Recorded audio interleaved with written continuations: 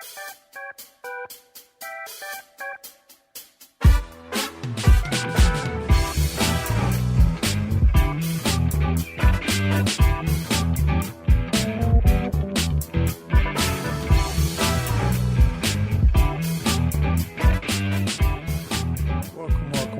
to another episode of Me, My Wife, and Sports. I'm your host, Fitz, with my lovely co-host, Darci. Hello. All right, a lot's been happening in sports. Oh, yes. Where to begin? Where to begin?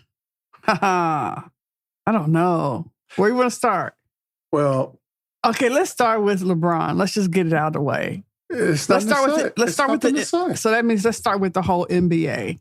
Okay, let's just start with the NBA. All right. And within the NBA, let's start with LeBron. He still hasn't said where he's going. And it's just becoming a distraction. God, it's like, where's Waldo? Where's Waldo? Who? Waldo? Waldo? Yeah, him. Say Wall and Do. That's what I said. You say Wall. Anyway, go ahead. Okay. See, you got me off track. You know, he's popping up places. He's talking. He knows that the one question that everybody has. What's that? Where are you going? And that's the one question that he's not going to answer. So, well, he's going to answer it on his own terms. On his own terms. So it's like, okay, just come on, make a decision. All right. Everybody's tired of hearing this about the speculation. We're just tired of it. Like, just, I think he was at the Fanatics Fest. I don't know what that is, but it was something going on. It has to be something done with sports, I would think. Yeah, and he was speaking, and he said, I'm not going to make y'all wait too much longer. And so it's like, okay, yeah, whatever that means, but let's just get this done. So, right. Well, you know, also, we've been watching the Summer League with all the rookies. Right. And I tell you, Caleb Wilson. Yeah. He's looking good. And he was the number 4 pick. And I go back to what I said earlier in several other episodes that this is probably the most balanced draft class.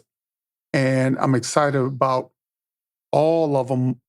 When I say all, I mean past the top 3, top 5, top 10. I'm talking about even some in the second round because it just seems like it's a nice level playing field. And they all seem like good gentlemen, young gentlemen playing the game. Right. As opposed in the past, it just seemed like it was a handpicked few that they wanted to talk about and that actually shine. Whereas this one, you're getting new names popping up all the time. So right. it's going to be interesting. Right. But Caleb, who's the number 4 pick, who went to the Bulls, and he has just been killing it in the Summer League. And I watched his game against the Lakers. Okay, was that the last one that they played? Well, they might have played another one since. Okay. But that was the one I saw, I think it was a couple of days ago. But anyway, he was just so composed for a young guy. Yeah. Granted, he was out there with his peers. Right. And a few second sophomore players, as well as some D and G League players trying to make the roster. But he was just so well composed. And when it was time for him to step up, he stepped up. He didn't shy away. Yeah. So. They were a little chippy in that game. Oh, yeah. They play hard. Even his interview, he had respect for his opponents. Like when him and Boozer played a few days ago, he, meaning Caleb, scored like 35 points. So he got the best of the two. And I think Boozer is still trying to find his way a little bit because he's sort of caught in between forward and a guard.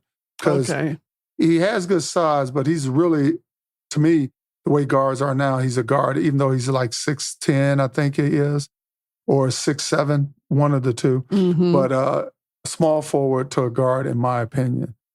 But he's still finding his way. I think he's going to be a great player. And you was getting ready to say something before I... They're saying that everybody's excited about the Summer League, but they tend to be hearing a lot of overreactions. If somebody does well, you know, they're rookie of the year. If somebody has a bad night, then they're they're a bust. Right. The reports are extremes with these players in the summer league. So it's funny because those top picks, they're not playing all the summer league games. They're kind of picking and choosing, because Caleb was asked about that, and he said he's going to play every game because his counterparts, number 1 and 2, and even 3, I think, they have sat out a couple games. Oh, okay. Yeah. He said he loves basketball and he's going to play as much as he can. All right, more to come on that issue. What else has been going on? Well, you go ahead, because I want to shift some football news. Okay, well, wait a minute. We got to talk about the Gary Trent Jr. situation. And who is Gary Trent Jr.? So Gary, yeah, that's what everybody is probably saying. Gary Trent Jr.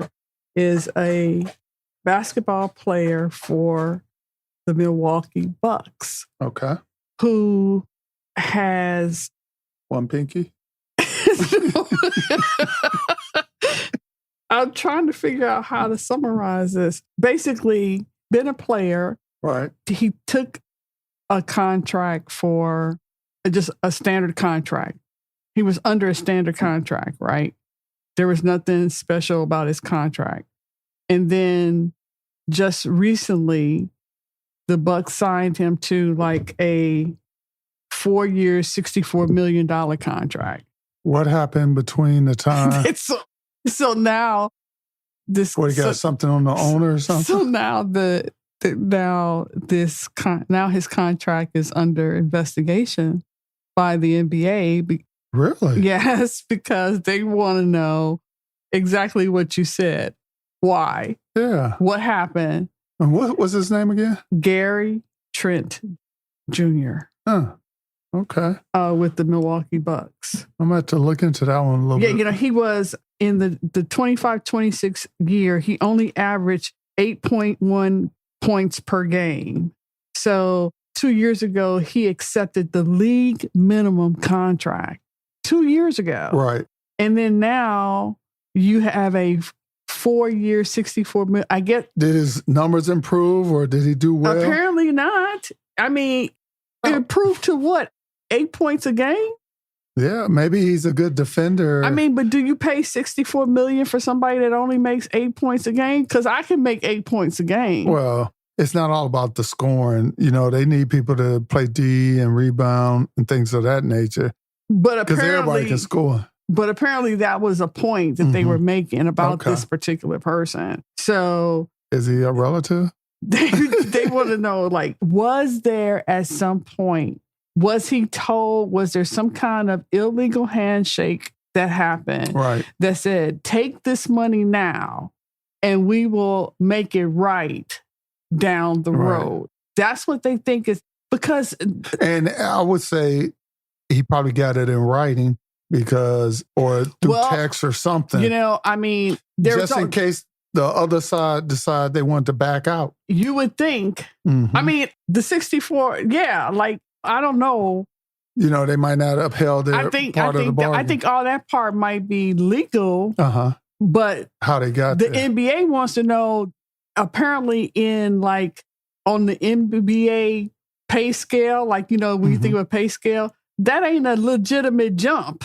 But I guess the question is then, as an owner, I can pay whoever what I want. You would think, but I think there is still some kind of because of the big disparity. Yeah, I think well, I'm going to have to read more on the story to find out. Yeah, it's worth checking out because they've had so many different versions of this type of thing happening. You know, Kawhi Leonard and the Clippers are, you know, his contract is being looked at because of, you know, they think something happened there. Right, he got that additional pay through a third party. Party. Yeah. And so this is happening more and more and more. Or it's been happening and now it's coming to light. It's been happening and now it's coming to light. And then you talk about players, seeing more players and hearing more players adapt the attitude that maybe they should shoulder the responsibility of keeping a team together by leaving money on the table. Yeah. some players have adjusted their contracts to make that happen. They said the worst contract that just got happened was Wemby's. Yeah, he sort of took a hit. He could have got some big money up front, but I think he dropped to 25% of some revenue share or something. He could have got like 30% or something, but he agreed to accept like 25% or something like that. I'm not mad at him because he's looking at the long game and they're going to pay him. And between endorsements and the contracts, just like Michael Jordan in the beginning, he took way less than what he was well worth. And down near the end, I think that's when he went for the gusto. But he wanted the pieces. What people are saying is Wemby shouldn't have to. That's not his responsibility. That's the owner's responsibility. Yeah, but I get that, but with the cap and everything, and the owner's responsibility is to go to his players and say, hey, I need to adjust your contract so we can get this player to be competitive. So it's a dual role here. It's not just all on the owner. The owner has so much money. Stay tuned, y'all. That's a whole nother show. Right. That's a whole nother show. And I'm going to write that down so that we don't forget that topic. But oh, yeah, definitely. I think that could be a show in itself. That's what I mean. It's a whole nother show. Stay with me. But anyway, I don't have anything else about the NBA. But you know what? We did find out that the whole issue with Caitlin Clark and Alyssa Thomas. Okay. In the foul, and when they were playing, and she got fouled, and it was just a regular foul, and then the foul got reviewed, it got upgraded, and then it was flagrant, and she got thrown out or something. Then she got suspended, and it just blew up into this whole thing. She didn't get suspended until like later, like that came. Right, because they did the review and everything at a later date. Right. And the WNBA commissioner said she was told to suspend her by Adam Silver. You know what? I can believe that because when I was watching Adam Silver at the governor's board meeting and the reporters, they actually asked him a question about the commissioner for the WNBA, and he really sort of danced around it. It's because they asked him, I'm paraphrasing, if he had any influence on how things are ran and operated. He was like, we have faith in her, da-da-da-da. Yeah. And she threw him right under the bus. Good. Right under the bus. And so that was pretty bad. That didn't go over well. And then I just saw something else that came out about the whole Caitlin Clark thing, but I can't remember it now. If it comes to me, I'll bring it back up. The Liberty had plane issues getting to a game, and everybody was making a big issue out of that because... Are they flying on chartered planes? It was a charter plane issue, yeah. Yeah, that's all I got on the NBA. That's all I got. Okay. All I got. You wanted to move to... Let's do a little football, NFL. Dun, dun, dun. Well... That's all I'm going to give you. No copyright I was reading an article on Stephon Diggs. I was like, did anybody pick him up? And as I was looking, I found, and this article is dated July 16, 2026. And it was talking about all the lawsuits and legal issues that he has going on. That he still has going on. Because it's a man named Nigel King is suing Diggs. Because Diggs had a Ferrari, and I guess he was transporting it. And the car got stolen. I guess Diggs thinks King was the one who stole it. Then Diggs allegedly had his friends beat the guy up, assault the guy. Oh, wow. Yeah. So that's allegedly, because how does he know that those were Diggs' friends? Like, did they probably say when something? They was hitting us like Diggs. Right. Did they say something? I don't know. Don't get me Diggs. I'm just saying. I'm just reading the article. Did they stamp like a number 18 or what in his forehead? Or Patriots on him or something? Like, I don't know. That's still hearsay. Right. That's still hearsay is my point. Well, we'll see. I need y'all to get some friends that's got now something to lose, like y'all got something to lose. In November of 2025, Diggs sued a man named Christopher Griffith. I know. Go ahead. I'm sorry. You know this story? I do. Where he falsely claimed Diggs had drugged and sexually assaulted him.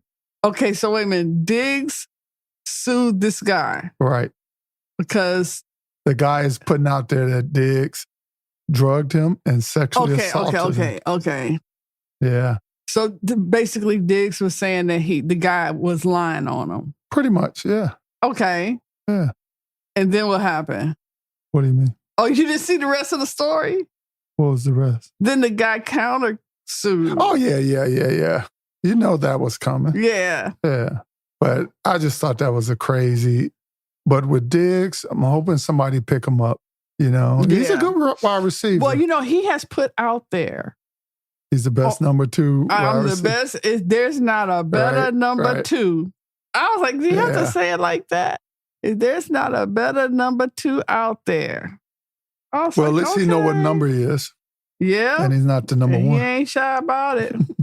Did we talk about the sale of the stadiums? No. The football stadiums? Yeah. Because, you know, the Seattle stadium sold for $9.6 That was the team. billion. And the stadium was included. Okay. Yeah. So, just so people know, we're not just saying a building or... No. It was the whole team. It was the whole team. When they were talking about it, one of the questions came up was the stadium is included. And it was yes. Right. And so, yeah, that was crazy. Crazy money. Now, I don't know if you heard the story about Cardinals personnel exec Ryan Gold. He was suspended indefinitely by NFL for violating gambling policy. Wait a minute. Who's that Ryan Gold from who? He's a personal executive for the Arizona Cardinals. Oh, okay. Yeah. You know, these guys got to understand you're associated with these teams and you're in a position to know something or make something happen to change some odds and you're betting, not a good look. And the fact that they suspended him indefinitely says they got a lot. It do make you wonder, like, somebody gave him up, right? Don't you think? Yeah, you know, or I would say so, but I've seen a lot of these guys be betting and they using their own name and everything. Like we did a few stories on the college guys and some of the other guys who were placing bets, you know? So it's like, come on. Yeah. And policy for the NFL is strict on that. I mean, it's just not the players. It affects any person who works for the NFL. Mm-hmm. Oh, wow. Yeah. And they know if they don't take these violations seriously, then that just opened up the door for the FBI and a few other entities to come in. And that's what they do. Then they might find other things stuff that you weren't trying to publicize. And then that's what the owners do not want. Exactly. And so they've been jumping on these things pretty quick lately. Because even with the thing with the Sean Billups for the NBA, you know? Oh, yeah. Tell these guys go learn. All right. Just so everybody know as well, our fantasy football season will be starting up here real soon. And our commissioner here, Miss Darci, she will be heading up and also the winner of last season's fantasy league. Yes. That was our first win in 16 years. But yes, it was. At least she can say she won. I am and the there's still several returning champion, so that's all everybody needs. I'm the one to beat.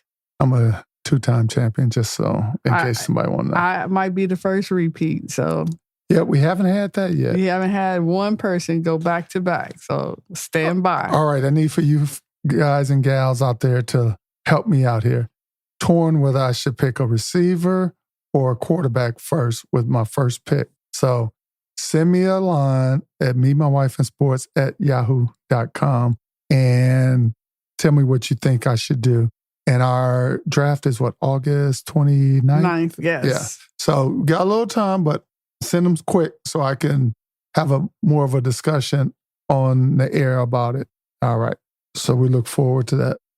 Moving on. What else you got? We can't end this podcast episode today without talking about the upcoming soccer match. Time you guys hear this, the soccer match will be over and done. So with that said, you're going to hear me say it. I think Spain is going to win. Messi's good. Don't get me wrong. Because it's between Argentina and Spain. And I think Spain is going to win. And they're going to win by 1 goal. So Spain is going to win by 1. Yes. We didn't talk about the Messi and Yamal photo. We got to talk about the photo. We can talk about that. I mean, is that not the craziest thing that in... Tell everybody who that is. They might not know. Because everybody listening aren't all soccer fans. Lionel? Well, yeah, no Messi, but the other guy, what team? And Messi and Lamille? Something, yeah. Okay. Who does he play for? He plays for Spain. There you go. Spain, yes. It's Messi when he was like 20-something, I think they said. And Yamal is a baby. Yeah, I saw the photo. And so it's pretty much, he was less than 1 year old. The year is 2008. Mm-hmm. And his mom won a photo contest. She had just entered a photo contest to have him take this picture, and she won. And if that isn't just the craziest thing. And so the funny part that Pat McAfee, and I'm a hashtag Pat McAfee as I shot him out on this episode, but they just had me cracking up today because they say what the rest of us are thinking. And it's like, it's a great photo, but why is he bathing him? Because Yamal is in a little bathtub. And it's like... I thought he was holding him. He wasn't holding him? On one of the photos, yeah, but in another one, he's in like a little tub. There's like, yeah, when you show this in America, you got to put captions on it. Well, now, yeah, because I got photos of the kids when they were butt naked in a tub. They're our kids, and so that's the difference. You can't even have that now, though. So. This is a photo of what we know is 2 men from 2 different countries, right? It was just so funny. But then he flips the script so quickly because Pat is crazy. Like, I just really think that he's really got something in his cup that he's sipping on. He says, but you know what? And one of the guys in the screenshot is one of the U.S. men team captains, right? Right. He said, but what I want to tell you is I need y'all to get out and start kissing some babies. I need y'all to get into, who baptizes babies? Do the Catholics baptize babies? I need y'all to get into some churches and start kissing some babies because whatever works, whatever we need to do to produce the next great American soccer player, that's what I need y'all to do. So we need to get some of these photos with Americans kissing American babies. Right. It was just hilarious how he just took it and ran with it. And I was like, and I thought, Pat, you just have started. You don't even know what you have just started. Right. Like in the next couple of months in marketing, we should expect to see like for the Super Bowl or something like that. Right. You're going to see Just somebody like, it's going to be like Dove commercial with an athlete holding a baby. It's going to be something crazy because even his whole staff, I mean, they just lost it. Like you could just tell they totally went off script. But I was like, he made a great point. Right. It was really funny. Oh, and then the other thing, we get ready to bump up to college football season. Well, before you go there, I still want a few things on the soccer. What do you think? Because we both watched that England game. And what do you think should happen to the England coach? Because they're calling for him to be fired. Because they said he made some bad subs and did some other things. Like, I don't know enough about that team or... Because I thought they had the game. That kind of decision. Which was against Argentina. Yeah. They have said that guy is very passionate and he's a very hard coach. But watching him on that game, he wasn't irate as he was on some of the other games. Right. I don't know. Was he paid off? I don't know. No, and I don't know. What do Just a joke. So the World Cup is every 4 years. Right. So that can't be your only job, right? The coach of the World Cup. He probably coaches one of the teams, just like an NBA coach when they do the Olympics. He probably coaches like another club or something like that. Right. So. Yeah. Is that club in England? I don't know. Yeah. I mean, I just don't know. Like, how important is being the manager of the world of that team? I guess that's my point. I guess once you become that manager, I'm thinking you might be there a while, because otherwise, why would they say, should he be sacked? That's a lot of what the articles are publishing. Because we change our coaches every year, don't we? For like the basketball team and... Talking about for the Olympics? Yeah, for the Olympics. Yeah, it usually changes. Yeah, so... Yeah. You said college football. College football is starting. Yes. Everybody's getting all, excited. It's coming soon. Go Wolverines. Go Michigan. Go Blue. But did you hear about the new rule that they have for Notre Dame? Just for Notre Dame? Just for Notre Dame. Is that because they're independent? It's got to be. So the new rule is if they finish in the top 12, right, they're guaranteed a spot in the playoffs. So any other team finishing top 12 is not guaranteed. Right. Okay. You know why? This is just my speculation, unless the article told you why. I'm thinking because of the media that they bring, because they always have their own TV deal. Right. I didn't read the whole article, and I should have, but it did mention something about that. I just was like, actually, I heard them talking about it on one of the shows. And I was like, did I hear that correct? Is there really just the Notre Dame rule? And when I Googled it, it actually came up. And so when it came up, and I really was just like verifying what I heard. So I should have read the whole article, but I didn't. But I thought, wow, that's because, Marcus Freeman, the coach, he's been like on a talk show tour. Like he has been on every sports show. He has been from First Take, Get Up. He's been on all of them. I have seen him everywhere. And then they were saying, matter of fact, it's not going to be just him. And now it's going to be some of the players too that are going to start. CJ Carr is going to start showing up everywhere as well. And I was like, so what are they promoting? Everybody know Notre Dame. What are they out there doing this for? All about the money. It's some money connected some kind of way. I was like, wow. But did you see the number one high school football player just signed with, or receiver just signed with Indiana? Monsieur Sales. Okay. I wasn't sure his name. See what having a Heisman trophy and an undefeated season brings to your school for recruitment. In any other day, Indiana wouldn't have got the number one. I think he's a wide receiver. Right, right. And it wouldn't have been on his list. Yeah, but I think they're from Indiana. Because I saw them on... And you got Michigan, right? And, they was on Pat McAfee because, he had them on his show because he's a big Hoosier fan. They all from... what? I'm not doing it again. They all from Indiana. And so he had them on. He had the whole family on. And he was saying that his family was just an hour or so south of the school. Right. I don't know what direction, but basically he's just like an hour or two away from his family. Okay. So that plays a lot into kids' decision these days because, especially if they're tight with their family like that. Or Indiana gave him a good deal. Right.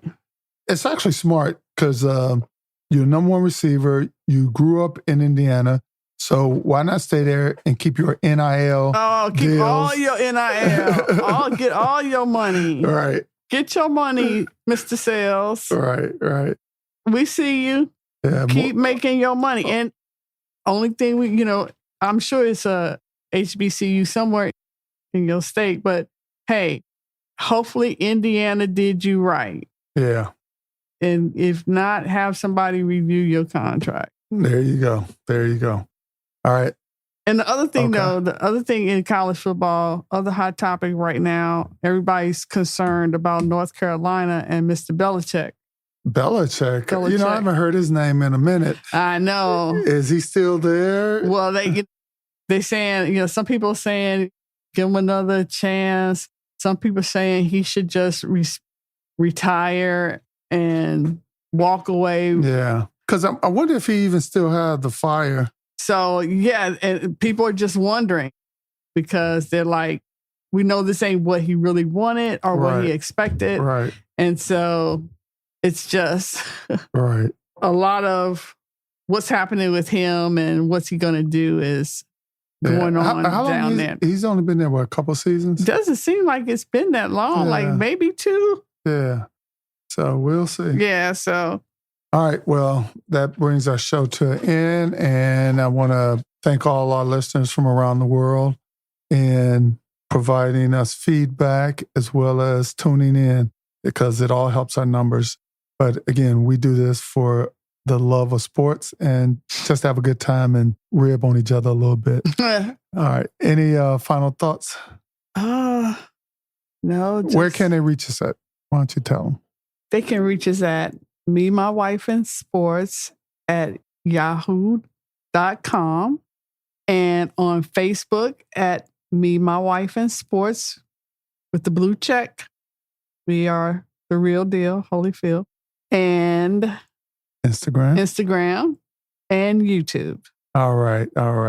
With that said, any parting words? No, everybody be safe, stay cool, and remember your mate is a reflection of you.